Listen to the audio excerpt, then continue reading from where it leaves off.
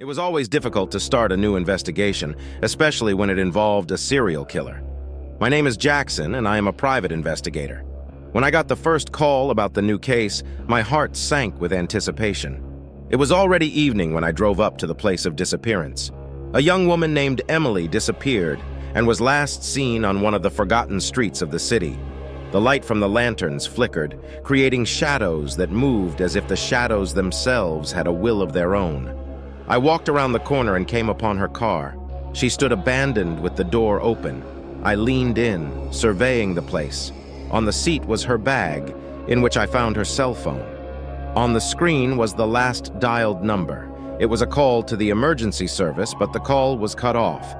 Something went wrong, very wrong. My intuition told me that it wasn't just a disappearance. She would have felt in danger and therefore called 911. I started asking the locals if they had seen anything suspicious. One of the men, named Bill, recalled seeing someone in a hood standing near her car. This was the beginning, just the first piece of the puzzle I needed to put together. All roads led to a dark basement where all hope disappeared. I went back to my office to check all the records. Emily was the fourth woman to disappear in the past 2 months. What they had in common were not only their youth and beauty, but also the manner in which they disappeared, in broad daylight, without any sign of a struggle. I sat at the table looking at the photos and trying to find some connecting line between them. The phone on my desk rang again and I picked it up. The voice on the other end was unfamiliar, but so calm that it sent chills down my spine. "Are you looking for Emily?" asked the voice. "Yes, who is it?" I answered, trying to keep myself in my hands. "If you want to find her alive, you better hurry," the voice replied. And then the call ended. I rushed to the car, not sure if it was a real tip or just a prank, but I couldn't risk it. I had a feeling that we were dealing with someone very dangerous. My journey was just beginning, and the fear was already taking its toll. The place the stranger directed me to was on the outskirts of the city, an old, abandoned house that has long been forgotten. The windows were boarded up, the door hung on only one hinge. I got out of the car and quietly approached the house. My heart was pounding in my chest like crazy. I opened the door and saw a dark corridor stretching deep into the building. Thoughts about all the horrors that could be hiding here flashed in my head. The light of my lantern pulled pieces of old wallpaper and dust-covered furniture out of the darkness. But I was most interested in the basement. I found the hatch and slowly climbed down. The smell of dampness and mold filled his nose. There were footprints on the floor. Bloody traces. My heart stopped for a moment when I saw her, Emily, tied to the wall but alive. Her eyes were full of fear, but she recognized me. I quickly approached and began to untie her. "Has here somewhere nearby?" she whispered, and we heard footsteps behind us. My investigation turned into a struggle for survival, and that was just the beginning. My hands were shaking as I untied the ropes around Emily's wrists. Her look, filled with terror, spoke louder than any words. We both knew that time was short. The footsteps behind us grew louder, echoing in the dark basement like the echoes of the worst nightmare. "Who is this?" I whispered. But Emily just shook her head, her lips pursed, not making a sound. I felt a chill run down my spine as a faint shadow appeared at the end of the corridor. The shadow was approaching, and the heart was beating like crazy. I grabbed Emily's hand and we ran. The corridor seemed endless, and every step sounded like a shot in the stillness of the night. When we finally got out of the basement, I closed the door and tried to find something to block it. My head was filled with thoughts of escape, but every sound, every movement seemed to betray our plans to the enemy. We ran outside, and the cold night air hit our faces. All my instincts screamed that we were not safe. I looked around to make sure we weren't being followed, but I didn't see anything suspicious. "Jackson, we have to keep running," Emily whispered, her voice shaking with fear. We ran to my car, which was parked nearby, but when I tried to start it, the engine wouldn't start. The breakdown of the car at such a moment was like the last stroke of fate. I desperately tried again and again, but nothing happened. At that moment, I realized that we would have to seek shelter on foot. We ran through the narrow streets, hiding in the shadows. Every step, every sound seemed louder than before. Our shadows blended into the darkness of the night, but we knew the maniac could be anywhere. We found shelter in an abandoned warehouse on the edge of town. It was dark and cold inside, but it was the only place we could rest and think about what to do next. Emily sat down on the floor and began to cry softly. I sat next to her and hugged her, trying to calm her down. "He won't stop until he finds us," she said through tears. Her words penetrated my heart, causing a wave of panic. I understood that she was right. This maniac was not just a killer, he was a hunter, and we were his prey. I knew we needed to find help, but who could we turn to? The police were already looking for Emily, but could they find us before he did? I had only one solution. We had to disappear until he finds us again. My heart was beating fast as I began formulating a plan. We had to leave the city, leave all traces behind. I shared my thoughts with Emily, and she nodded in agreement. "I have a friend in the next town. He can help us," I said. We decided to move at night, when there is less chance of being seen. We knew it was risky, but we had no choice. When we left the warehouse, the night was even darker, and every sound sounded like a threat. We moved quietly and quickly, keeping together. My hand didn't let go of Emily's, and I could feel her shaking. Our path lay through dark streets and empty houses. We carefully avoided all possible dangers, but fear was always there. My thoughts were focused on one thing: survival. Suddenly, we heard the sound of footsteps behind us. I looked back and saw the same shadow that was chasing us. It was him, Maniac. His presence was like an invisible threat hanging over us. We ran faster, but he was close. I felt that every step, every breath could be my last. My hand gripped Emily's hand even tighter, and we ran towards the nearest lighted place. When we finally reached a lighted street, we saw a small cafe that was still open. We ran inside, breathing heavily. Several visitors looked at us in surprise, but I quickly explained that we were looking for help. The owner of the cafe, an old man named Tom, understood our situation. He suggested that we stay the night and hide. Emily and I agreed. Tom locked the doors and closed the windows, creating a safe space for us, but we knew it was only a temporary shelter. I couldn't sleep at night. My thoughts revolved around what we had experienced. The maniac was out there somewhere, and he wouldn't stop until he found us. I looked back at Emily, who had finally fallen asleep, and felt a wave of guilt. I should have protected her better. My thoughts flashed back to when I first learned of Emily's disappearance. I couldn't afford to lose her. I decided that I would do whatever it took to protect her, even if it meant risking my own life. In the morning, we woke up to Tom's voice saying that he had called his friend the police.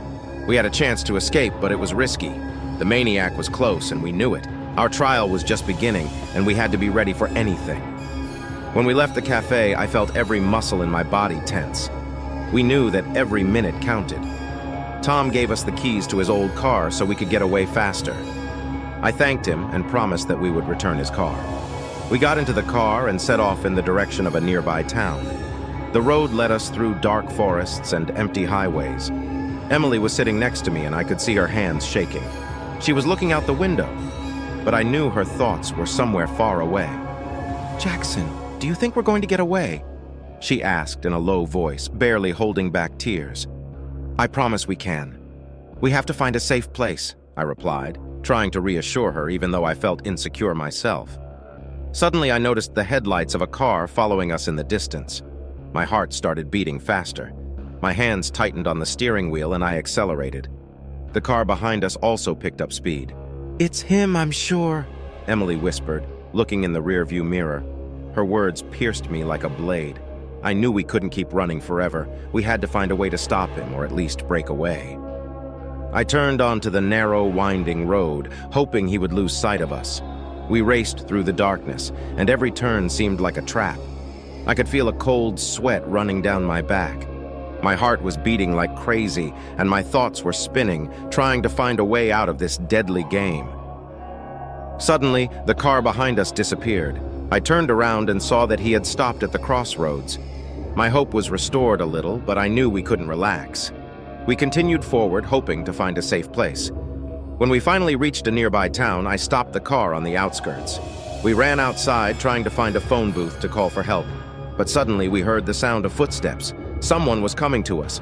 I looked around and saw a figure in the shadows. It was him, Maniac. He found us. His eyes glittered in the darkness, and his smile was full of terror. Emily hid behind me, and I felt her shivering transfer to me. "You will not be able to escape. he said in a cold, soulless voice. My heart stopped for a moment. I knew we had to fight or die. I decided I wouldn't let him hurt Emily. I threw myself at him, trying to stop this nightmare. We fought in the dark, and every blow, every movement was filled with desperation. I could feel my strength leaving me, but I couldn't stop myself. My life and Emily's depended on it. As I felt his hands tighten around my throat, I began to pass out. But at that moment, I heard Emily scream. She found a rock and hit the maniac on the head. He fell to the ground, and I was finally able to breathe. We wasted no time and ran on without looking back. My heart was beating like crazy, but I knew we had only one chance to save ourselves. We got to the house of my friend, Detective Mike. He was the only person I trusted in this town. When we knocked on the door, he opened it and saw our exhausted faces. Without asking any questions, he let us in and locked the door. "What happened?" Mike asked, looking at us with concern. "A maniac is chasing us," I answered, trying to breathe evenly. Mike understood the seriousness of the situation and immediately called his colleagues. We knew this nightmare wasn't over yet, but at least now we had a chance to escape. When the police arrived, we told them everything that happened. The police began an investigation and patrolling the area. We stayed at Mike's trying to recover, but fear never left us. Every sound, every movement seemed like a threat. I couldn't sleep, knowing that a maniac was out there looking for us. Emily was trying to be strong, but I could see her psyche slowly breaking down. She lost faith in security, and that was the worst thing. I knew we had to find a way to stop him for good, but how? Mike and his team worked tirelessly, gathering evidence and looking for any clues that might lead to the maniac. They set up patrols around the house trying to keep us safe, but we knew that he was cunning and dangerous. I decided to help with the investigation. I managed to find several old cases that could be related to our maniac. All the victims were similar, young women missing. But there was something else. They all had one thing in common. They were all of a certain age and lived in the same area. Mike and I began to investigate the area and discovered something interesting. All of the disappearances happened near an old school that had been abandoned many years ago.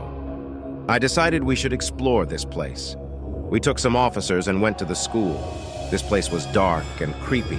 Every step echoed in the void, and we could feel the fear creeping up on us. When we got to the basement, we found old records and photos. They talked about a man who worked here many years ago. He was a teacher, but something happened and he was fired. This man was like our maniac. We found his name, Henry Lambert. He disappeared after his release and no one knew where he was. But now we knew he was back. His goal was revenge. We took all the evidence and returned to the police headquarters. Now we had a plan. We knew that Henry Lambert was looking for us, and we decided to use that to our advantage. We set a trap trying to get his attention. We decided to leave a message for Henry so he would think Emily and I were old school. The police set up an ambush and we waited. Every minute was full of tension. My heart was beating fast and I could feel my adrenaline pumping. Finally, we heard footsteps. Someone was approaching the school. I saw Henry. His face was distorted with anger and rage. He entered the building unaware that it was a trap. The police arrested him, and I felt a sense of relief that was mixed with fear. Henry Lambert was arrested and charged with all the crimes. Emily and I could finally feel safe. But this experience left an indelible mark on our souls. We knew life would never be the same. We left the city trying to start a new life. But I knew those horrible memories would always be with us. The maniac no longer haunted us, but his shadow remained forever in our hearts. Our new life began in a small town in the West where no one knew our story. We tried to return to normality, but every sound, every unfamiliar sight caused anxiety. Emily went back to work, but I could see her nerves were on edge. At night, she often woke up from nightmares, and I hugged her, trying to calm her down. One evening, when I was coming home, I noticed that the door was ajar. My heart froze. I slowly walked inside, trying not to make a sound. All our things were in place, but something was wrong. I felt a chill of fear creep up my spine. I walked around the house, and when I got to the bedroom, I saw a note on the bed.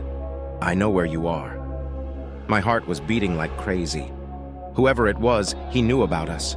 My hands were shaking as I dialed Mike's number and told him about it. Mike came right away.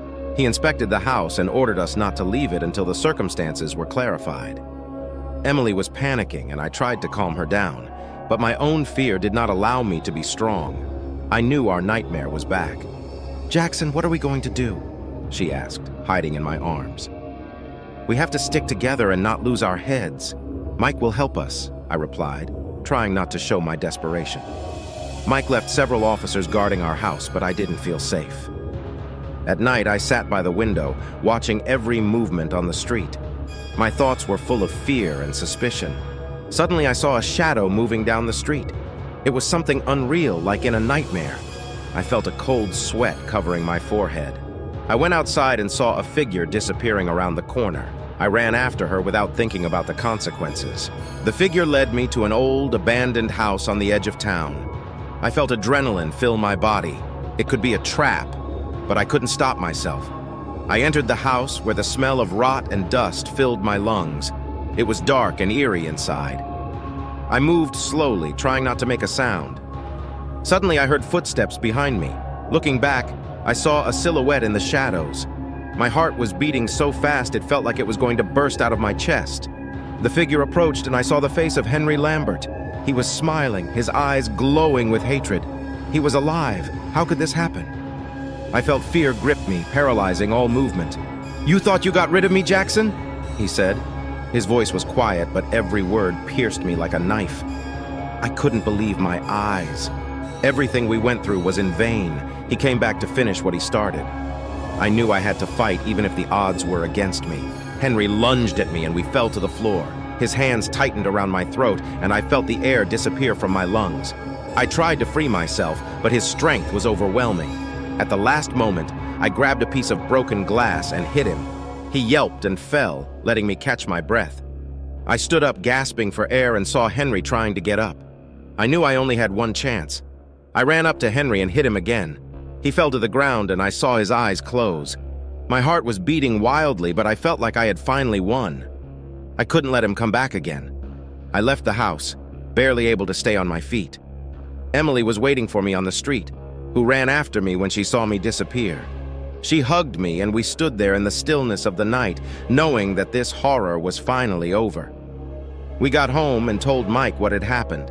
The police arrived to collect Henry's body and confirm that he could do no more harm.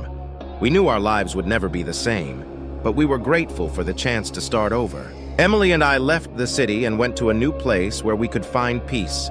But this experience will always remain with us. We knew that fear could return at any moment, but now we were ready to fight it together.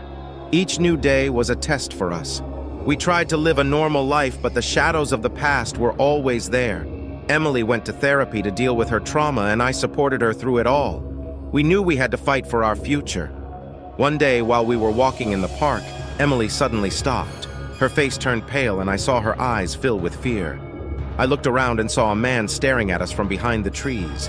He looked just like Henry, and my heart sank. "It's him, Jackson. He's back," she whispered, grabbing my hand. We ran home without stopping. My heart was beating wildly, and I could feel the fear coming back with renewed force. When we finally got to our house, I locked the door and closed all the windows. We sat in the dark trying to figure out what to do next.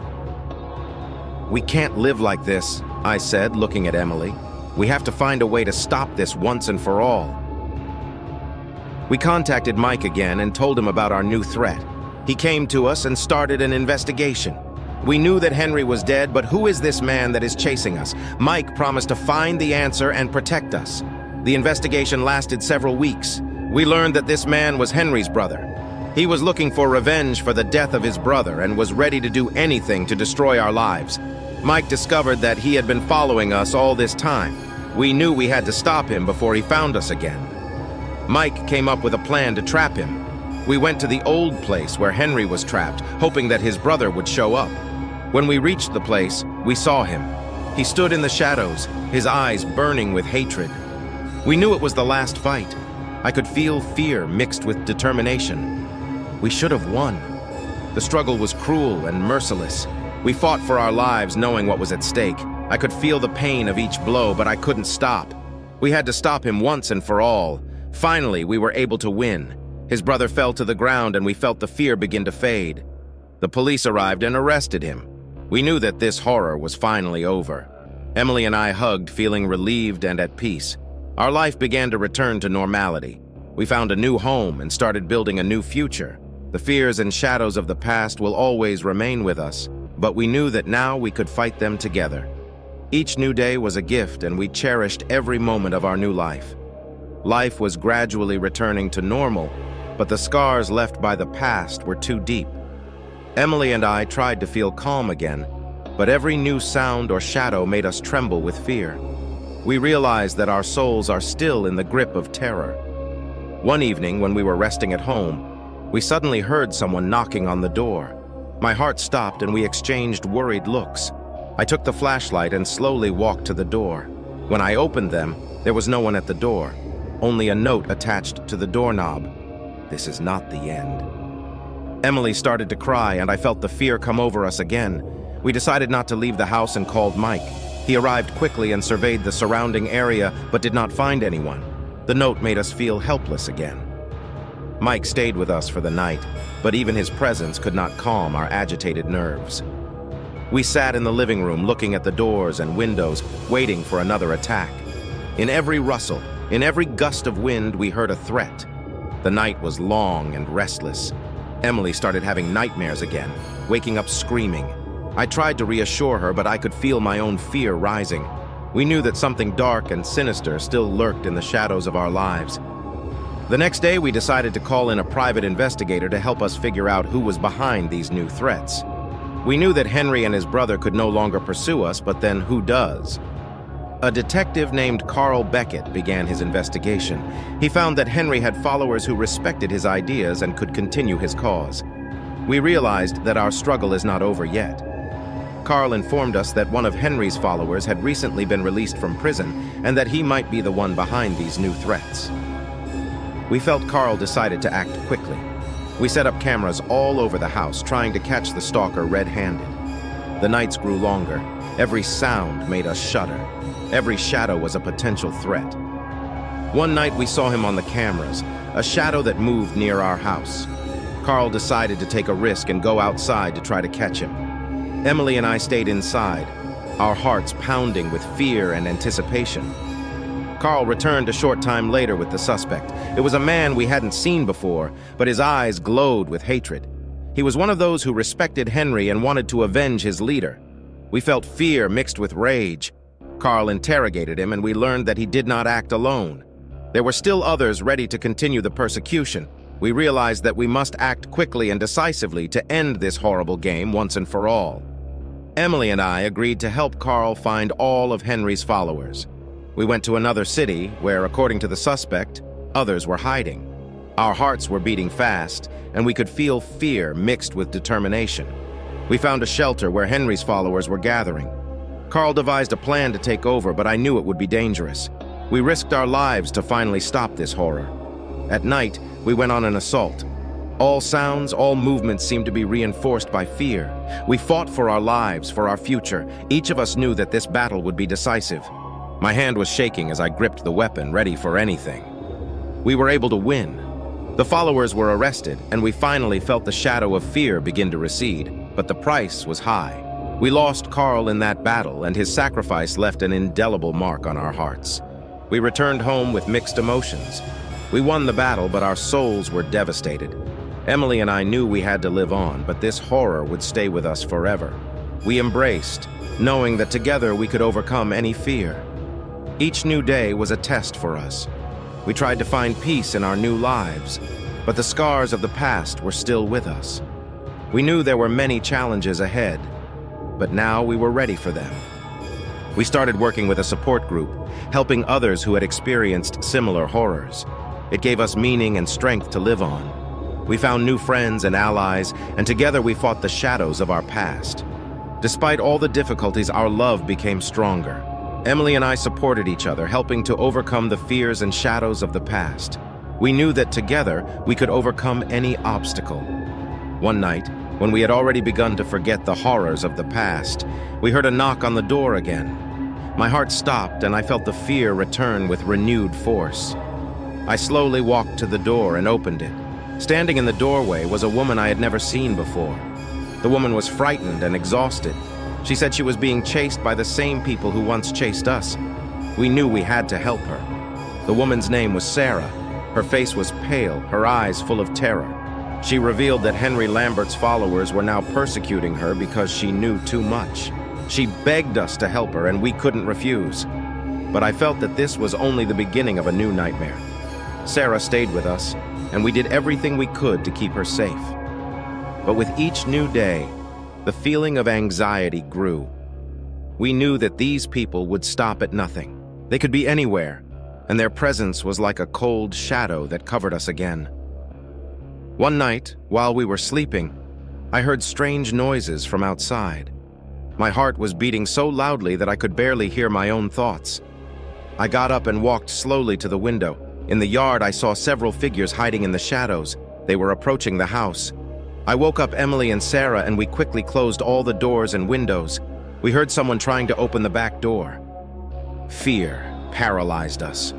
We knew they were Henry's followers, and they came after us. We were surrounded. Despair gripped us. We hid in one of the rooms, listening to the door breaking under the pressure. My hand was shaking as I gripped the gun I kept for self-defense. We knew this would be our last battle. They burst into the house, and we heard their footsteps approaching. Every sound made our hearts skip a beat. When they finally entered the room, we began to fight for our lives. Emily and Sarah hid behind the furniture while I tried to hold off the attackers. The struggle was fierce. Blood was spilled. Screams echoed off the walls. I could feel my strength leaving me, but I couldn't stop. I could see Emily and Sarah struggling with despair and fear on their faces. It was a real nightmare from which there was no way out. Finally, after a long and exhausting struggle, we were able to break free. A few followers were left lying on the floor, but we knew it was not the end. We had to find a way to stop them forever. We contacted Mike again, and he came to help. He started a new investigation, trying to find everyone who was involved in this conspiracy. We knew we had to act fast while there was still a chance to stop them. One day we received an anonymous message. It contained information about a secret meeting of Henry's followers, which was to take place in an abandoned warehouse on the outskirts of the city. We decided to take this chance and gather evidence to put an end to this threat. We prepared for a warehouse raid. Mike gathered the team, and we headed out there under the cover of night. My heart was pounding as we approached the meeting point. We knew it could be a trap, but we had no choice. The warehouse was neglected and gloomy. We moved quietly, trying not to attract attention. As we approached the central part, we saw a group of people gathered around their leader. It was a new leader of followers who continued Henry's cause. We decided to act immediately. Mike gave the signal, and we began the operation. Chaos erupted. We fought the followers trying to capture their leader. Every blow, every shot was filled with fear and determination. Finally, I found myself face to face with the leader. His eyes were cold and merciless. He smiled as if he knew something we didn't. I felt fear mingle with anger. This was our last chance to put an end to this terrible story. The battle was brutal and merciless. We fought for life and death, each blow filled with rage and despair. I could feel my strength leaving me, but I couldn't stop. It was our last chance for peace. Finally, we were able to win. The leader fell to the ground, and we felt the shadow of fear begin to recede. We knew it wasn't the end, but we had taken the first step to freeing ourselves from this nightmare. We returned home with mixed emotions. We had won the battle, but our souls were still devastated. We knew there were many challenges ahead, but now we were ready for them. Our life began to return to normality. We found peace in our home again, but the scars of the past were still with us. We knew that this horror had changed us forever, but now we were stronger and ready to face any challenge. We remembered Carl and everyone who helped us in this fight. Their sacrifices were not in vain. We decided to create a fund to support victims of violence and persecution, to help others find a way to a new life. Through the foundation, we found new friends and allies who understood our suffering and were ready to help. We worked together to end the violence and ensure safety for all. Our foundation grew, and we saw how our work changed the lives of others. We knew that together we could overcome any difficulties. Each new day was a challenge, but we knew we were not alone. Despite our efforts, the shadows of the past still haunted us. Every new sound or unfamiliar sight caused alarm. We knew we had to stay alert and ready for any challenge.